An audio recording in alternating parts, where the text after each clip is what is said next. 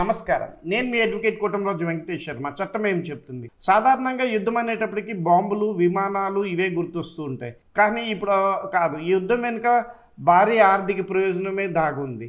ఈ యుద్ధం జరగటం వల్ల అమెరికాకి బిలియన్ డాలర్లలో లాభం చేకూరబోతోంది. అట్లాగే మిడిల్ ఈస్ట్ నుంచి బిలియన్ డాలర్లు ఖర్చు జరగబోతోంది. భారతదేశానికి మాత్రం లక్షల కోట్ల నష్టం కూడా వస్తుంది. ఏ విధంగా వస్తుంది ఏమిటి చూద్దాం. ఇప్పుడు మనం గమనించినట్లయితే కనుక ఇరాన్ విదేశాంగ మంత్రి ఇస్మాయిల్ కూడా ఇప్పుడు పేర్కొన్నారు, యుద్ధం మేము మొదలు పెట్టలేదు, అమెరికా ఇజ్రాయెల్ మొదలు పెట్టినాయి, ఆపాల్సింది కూడా వాళ్ళే. యూరప్ సరిగ్గా స్పందించట్లేదు, యూరప్ సరైన బాధ్యత తీసుకోవట్లేదు. ఇది యుఎన్ఓ కానీ యూరప్ కానీ బాధ్యత తీసుకొని దీని మీద స్పందించాలి అని చెప్పి ఇరాన్ విదేశాంగ మంత్రి స్పందించారు. అది కరెక్టే, యుద్ధం మొదలుపెట్టింది వాళ్ళే కాబట్టి దాని రియాక్షన్ మాత్రమే ఇరాన్ ఇస్తోంది. ఖచ్చితంగా దాన్ని ఆపాల్సిన బాధ్యత ప్రపంచ దేశాల మీద ఉన్నాయి. ముఖ్యంగా యూరప్ అన్నిటికీ నేను అని ముందుకు వచ్చే యూరప్ ఇప్పుడు ముందుకు వచ్చి యుద్ధాన్ని ఆపడానికి కంట్రోల్ చేయాలి. చైనా, రష్యా అయితే కనుక ఇప్పుడు గట్టిగా చెప్పినాయి. గట్టిగా చెప్పటం కాదు, ఇరాన్కి ఆర్థిక సహాయం కానివ్వండి, ఆయుధ సహాయం కానీ చేసినట్లయితేనే ఈక్విలిబ్రియం అనేది మెయింటైన్ అవుతుంది. ఈ యుద్ధము తొందరగా ముగుస్తుంది. ఇంకా ఎవరి మీద యుద్ధం చేస్తుందో అమెరికా అర్థం కావట్లేదు. ఉన్న వాళ్ళందరూ చనిపోయారు.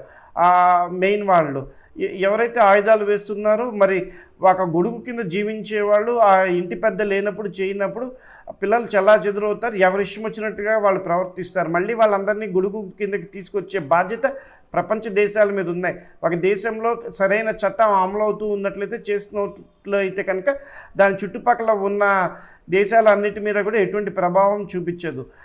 లేకపోయినట్లయితే ఆ ప్రభావం చుట్టుపక్కల దేశాల మీదుగా పడుతుంది, చేస్తుంది, అది ప్రపంచ దేశాల మీద పడుతుంది. కాబట్టి ఇప్పటికి యుద్ధం ఎవరు చేస్తున్నారు ఇరాన్లో అనేది ఇప్పటిదాకా బయటికి అయితే రాలేదు. ఎవరు ముఖ్య పాత్ర వహిస్తున్నారో కూడా తెలియదు. అట్లాంటప్పుడు ఎవరితో మాట్లాడాలో కూడా తెలియట్లేదు, చేయట్లేదు. కాబట్టి దాడికి ప్రతిదాడి చర్య కాదు. మీరు ఆల్రెడీ దాడి చేశారు, వీళ్ళు ప్రతిదాడి చేస్తున్నారు, మళ్ళీ మీరు దాడి చేయటం సమంజసం కాదు. ఖచ్చితంగా ఇరాన్తో మాట్లాడి సర్ది చెప్పాల్సిన బాధ్యత ప్రపంచ దేశాల మీద అయితే ఉంది. ఇప్పుడు ముఖ్యంగా గమనిస్తే ఇప్పుడు తాజాగా స్ట్రైట్ ఆఫ్ హార్ముజ్ని మూసేస్తున్నామని చెప్పేసి ఇరాన్ ప్రకటించింది. ఎవరైనా నౌకలు అటు నుంచి వెళ్ళేటట్లయితే వాటిని తగలబెడతామంటోంది. అక్కడి నుంచి రోజు కూడా 20% ఇంధన రవాణా అక్కడి నుంచి జరుగుతుంది. అంత ఆగిపోయినప్పుడు చేసినప్పుడు ప్రత్యామ్నాయం చూస్తారు. ఆ ప్రత్యామ్నాయం ఎవరు? అమెరికాయే. ఎందుకంటే నెట్ ఎనర్జీ ఎక్స్పోర్టర్గా అమెరికా నిలిచింది. ఎప్పుడైతే హార్ముజ్ మూసుకుపోతుందని చెప్పి ప్రకటించడం జరుగుతుందో చేస్తుందో, కానీ కేవలం అది చిన్న నిప్పు రగిలినా సరే ఆగిపోతుందని చెప్పినా సరే ఆటోమేటిక్గా ఆయిల్ ధరలు పెరుగుతూ ఉంటాయా అక్కడ కనుక ఆగిపోయినట్లయితే?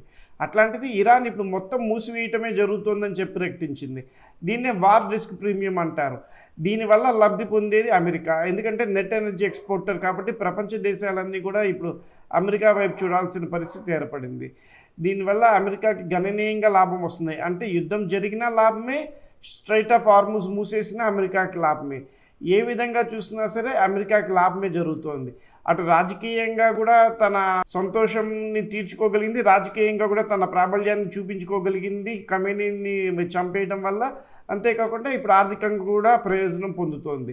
ఇప్పుడు మనం గమనించినట్లయితే కనుక అమెరికాకి ఇది ఒక గోల్డెన్ ఛాన్స్. ఎందుకంటే సరఫరా అంతా కూడా అమెరికా మీద ఆధారపడే అవకాశం ఉంది, ముఖ్యంగా ఎనర్జీ రంగానికి సంబంధించి. దీనివల్ల అమెరికా లబ్ధి పొందుతుంది. రెండోది చూస్తే కనుక లాక్హీడ్ మార్టిన్ కానీ, ఆర్టీఎక్స్ కానీ, బోయింగ్ కానివ్వండి, F-35 విమానాలు కానివ్వండి, ముఖ్యంగా అసలు ప్రపంచ దేశంలోనే ఆయుధాలు సరఫరా అనగానే అమెరికా గుర్తొస్తుంది. యుద్ధం జరిగినప్పుడు చేసినప్పుడు ఆటోమేటిక్గా ఈ సంస్థలన్నీ అమెరికాలో ఉన్నాయి కాబట్టి అమెరికాకి గణనీయమైన లాభాలు వస్తాయి. ఆల్రెడీ యుద్ధం స్టార్ట్ అవ్వగానే ఈ కంపెనీల షేర్లన్నీ 10% వరకు పెరిగినాయి. అంత లాభం వస్తుంది. అంతేకాకుండా మనం గమనించినట్లయితే కనుక ఎప్పుడైతే ఒక F-35 విమానం అమెరికా అమ్ముతుందో చేస్తుందో ఆ తర్వాత దాని డెవలప్మెంట్స్ కానివ్వండి, అంటే సాంకేతికంగా పరిజ్ఞానం డెవలప్ అయినప్పుడల్లా అందులో పెంచుతూ ఉంటుంది, చేస్తూ ఉంటుంది. వాటి మెయింటెనెన్స్ కానీ రిపేర్లకు కానీ ఆటోమేటిక్గా 70% ఆ కొనుగోలు ధరలో 70% మళ్ళీ ఆ కొనుక్కున్న దేశం అమెరికాకు చెల్లించాల్సిన పరిస్థితి వస్తుంది నిదానంగా దాని లైఫ్ పీరియడ్ మొత్తంలో. అంటే ఇప్పుడు ఒక F-35 విమానం అమ్మినా దాని మీద మెయింటెనెన్స్ రూపంలో ఇంకా 70% పెరుగుతుంది, చేస్తుంది. అట్లాగే ఆయుధాలన్నీ కూడా అమ్మటం చేయటం జరుగుతుంది. ఆయుధాలన్నీ అమ్మిన తర్వాత చేసిన తర్వాత కూడా మళ్ళీ వాటికి మెయింటెనెన్స్ కానివ్వండి, దానికి సంబంధించిన ఇంకా కావాల్సినవన్నీ కూడా అమెరికా నుంచే సరఫరా అవుతూ ఉంటాయి. పూర్తిగా అమెరికాకి ఇదైతే విపరీతమైన లాభాలు తెచ్చేది ఈ ఆయుధ సరఫరా అనేది. దీన్నే మనం మిలిటరీ నెట్ఫ్లిక్స్ సబ్స్క్రిప్షన్ అంటాం. ఇది 3 పువ్వులు 6 కాయల కింద చక్కగా అమెరికాకు ఉపయోగపడుతుంది, చేస్తుంది. ఇప్పుడు కనుక మనము చమురు సరఫరా గురించి చూసుకున్నట్లయితే, అంటే ఆయిల్ సప్లై గురించి మనం చూసినట్లయితే, ఎప్పుడైతే మిడిల్ ఈస్ట్ నుంచి ఆగిపోతుందో ఆయిల్ సరఫరా, యూరోప్ మొత్తం కూడా ఆధారపడేది రష్యా మీద, మిడిల్ ఈస్ట్ మీద. మిడిల్ ఈస్ట్, రష్యా 2 కూడా ఇప్పుడు సరఫరా చేయలేని పరిస్థితుల్లో ఉన్నాయి. అప్పుడు వాళ్ళు ప్రత్యామ్నాయంగా చూసేది అమెరికానే. అంటే అమెరికానే సప్లై చేయాలి. అమెరికాకి ఆయిల్ ఉత్పత్తి పెరుగుతుంది, అమెరికా చక్కగా లాభాలు పొందుతుంది. అంతేకాకుండా మేజర్ ఎక్స్పోర్టర్ కూడా అమెరికానే.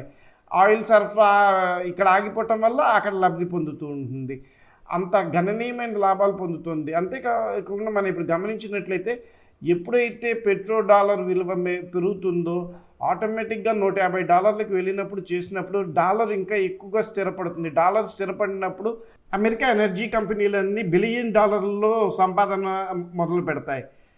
మళ్ళీ ఆటోమేటిక్గా ప్రజలందరికీ కూడా అది ట్యాక్స్ రూపంలో వస్తుంది. ఇప్పుడు మనం గమనించినట్లయితే ఈ యుద్ధం వల్ల ఇజ్రాయెల్ ఇప్పటికే $45 బిలియన్ తన బడ్జెట్ని పెంచింది.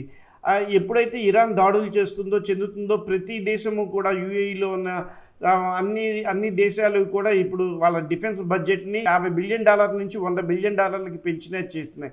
ఈ డబ్బులన్నీ ఎవరి జేబుల్లోకి వెళ్తాయి? మేజర్ ఆయుధ సరఫరాదారులు అమెరికా కాబట్టి అమెరికా జేబుల్లోకి వెళ్తాయి. ఎప్పుడైతే ఇంత వినాశనాన్ని చూసిన అరబ్ దేశాలు ఇంకా వాళ్ళ డిఫెన్స్ బడ్జెట్ని పెంచుతాయి, ఇంకా అధునాతన డిఫెన్స్ సామాగ్రిని కొనుక్కోవడానికి ముందుకు చూపిస్తాయి. అంటే వాళ్ళల్లో కలిగే భయం అమెరికాకి లాభం. అంటే ఖమేనీని చంపడం వల్ల, ఇరాన్ తిరుగుబాటు చేయడం వల్ల ముస్లిం దేశాలన్నీ కూడా ఇప్పుడు డిఫెన్స్ ఏర్పరచుకోవడానికి మళ్ళీ అమెరికాని ఆశ్రయించినాయి. అమెరికాకి ఆయుధాలు సరఫరా చేస్తాయి కాబట్టి ఆటోమేటిక్గా వాటన్నిటికీ లాభం చేకూరుతుంది. ఇప్పుడు మనం గమనించినట్లయితే కనుక జెలెన్స్కీ దగ్గర జరిగినప్పుడు యూరప్ ఒక విధంగా స్పందించింది, ఇక్కడ ముస్లిం దేశం మీద దాడి జరిగినప్పుడు ఇంకో విధంగా స్పందించింది. అంటే అంతర్జాతీయ సమాజం సోవర్నిటీ నియమాలపై ఆధారపడి పనిచేయట్లేదు. ప్రాంతము, మతము అనే ప్రిన్సిపల్స్ మీద ఆధారపడి పనిచేస్తున్నాయి. ప్రాంతము, మతం అనే దాని మీదే అన్ని దేశాల అధ్యక్షులు మాట్లాడుతున్నారు. ఇక్కడ ముస్లిమ్స్లో యూనిటీ లేకపోవటం వల్ల, చేయకపోవటం వల్లే ఈరోజు ఇబ్బంది వస్తుంది. అక్కడ కూడా మన దేశంలో ఎట్లా కులాలు మతాలుగా విడిపోయారు, అక్కడ సున్నీలు షియాలని విడిపోవటం వల్లే ఇంత దారుణాలు చెందుతున్నాయి. ఇప్పుడు డాలర్ ఎప్పుడైతే స్థిరపడుతుందో, డాలర్ రేటు పెరుగుతుందో, ఇతర కరెన్సీలు తగ్గుతాయో, డాలర్ అనేది సేఫ్ హెవెన్గా మారుతుంది. దీనివల్ల డెవలప్ అయ్యే దేశాలకు కానీ, మన భారతదేశానికి కానీ ఏ విధంగా నష్టం వస్తుందో ఇప్పుడు చూద్దాం. భారతదేశంలో ఎప్పుడైతే కనుక 80% ఇంధన సరఫరా అనేది ఇతర దేశాల నుంచి చేసుకుంటూ మనము ముందుకు వెళ్తున్నాం రోజువారీ. దానివల్ల ఇప్పుడు ఇంధన రేటు పెరగటం వల్ల, చేయటం వల్ల ఆల్రెడీ కొన్ని కంపెనీలు ఎల్పిజిను, ఎల్ఎన్జిను వేరే దేశాల నుంచి కొనుగోలు చేయడానికి ఈరోజు సిద్ధపడ్డాయి, చేశాయి. ఆల్రెడీ భారతదేశం 10-30% వరకు కూడా ఎల్ఎన్జి సరఫరా కంపెనీలకి నిలిపివేసింది. అంటే రేటు పెరగటం వల్ల ఇండియా ఇప్పుడు $1,00,000 నష్టపోయి ఎక్కువ ధరకి కొనాల్సిన పరిస్థితి వస్తుంది. దానివల్ల 0.5% వరకు మన జీడిపి పడిపోవడానికి ఆస్కారం ఉంది. ఎప్పుడైతే ఇంధన సరఫరా మన దగ్గర 30 రోజులకే ఉంచుతారో, ఇంకా తర్వాత ఉండవు. ఇప్పుడు హార్ముజ్ మూసివేయటం వల్ల ఇండియాకి సరఫరా కనుక లేట్ అయినట్లయితే, చేసినట్లయితే ఇండియా రవాణా రంగం ముందుకు వెళ్ళటం కోసం ఎక్కువ ధర పెట్టైనా కొనాల్సిన పరిస్థితి వస్తుంది. ఓ పక్కేమో డాలర్ రేటు పెరిగింది, అంటే ఎక్కువ డాలర్లో మనం పే చేస్తున్నట్లయితే డాలర్ రేటు పెరిగింది కాబట్టి ఆ డాలర్ ప్రకారం పే చేయాలి. అంటే రూపాయి వాల్యూ తగ్గిపోతుంది. ఇటు బంగారం వాల్యూ చూస్తుంటే పెరిగిపోతున్నాయి. ఏ విధంగా చూసినా భారతదేశానికి అయితే కనుక ఇది గడ్డు రోజులు అని చెప్పుకోవచ్చు.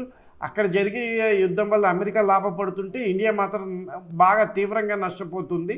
ఈ యుద్ధం కనుక ఇంకా 10-15 రోజులు జరిగినట్లయితే భారతదేశం చాలా నష్టాన్ని చవి చూడాల్సిన పరిస్థితి అయితే ఏర్పడుతుంది. ఒక పక్క అమెరికా చమురు అమ్మి లాభపడుతుంది, ఆయుధాలు అమ్మి లాభపడుతుంది, డాలర్ విలువ పెరిగి లాభపడుతుంది. భారత్ ఏమో రూపాయి విలువ తగ్గిపోతుంది, చమురు ఎక్కువ ధరలకి దిగుమతి చేసుకోవాల్సిన పరిస్థితి ఏర్పడుతుంది. మనకు సంబంధం లేని విషయాలతోటి బటర్ఫ్లై ఎఫెక్ట్ లాగా నష్టపోయేది భారత్, లాభపడేది అమెరికా. మీరు గమనించినట్లయితే కనుక ఈ విషయంలో అమెరికా అసలు ఇప్పటిదాకా ఏమీ మాట్లాడలేదు. ఈరోజే రాహుల్ గాంధీ, సోనియా గాంధీ కూడా భారతదేశం మౌనంగా ఉండడం కరెక్ట్ కాదని చెప్పి పేర్కొన్నారు. అట్లానే ఇరాన్, ముస్లిం దేశాల మీద ఇట్లాగా దాడులు చేయడం కూడా కరెక్ట్ కాదు అని చెప్పి పేర్కొన్నారు. భారత్ ఏం స్పందించకపోవటం వల్ల అంతర్జాతీయంగా భారత్ విలువ తగ్గిపోతుందన్నారు. అది మాత్రం నిజమని చెప్పి నేను భావిస్తున్నాను, చేస్తున్నాను.